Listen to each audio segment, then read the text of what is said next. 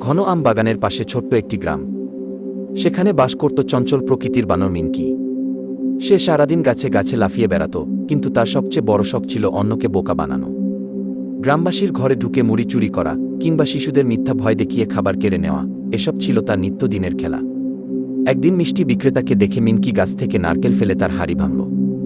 ভয়ে মিষ্টি বিক্রেতা পালালে সে পুরো হাড়ির রসগোল্লা উজাড় করে দিল। আরেকবার সে কৃষকের গরুর পিঠে লাফিয়ে বসে বাঘ আসছে চিৎকার দিল।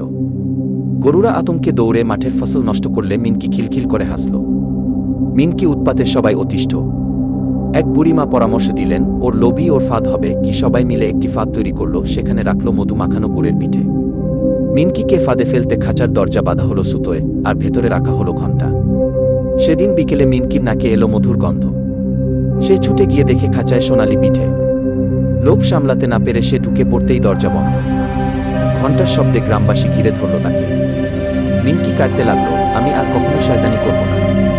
গ্রামবাসী তাকে ক্ষমা করে শর্ত দিল, প্রতিদিন গাছ থেকে ফল পেড়ে দেবে বিদ্যুতের বাড়িতে।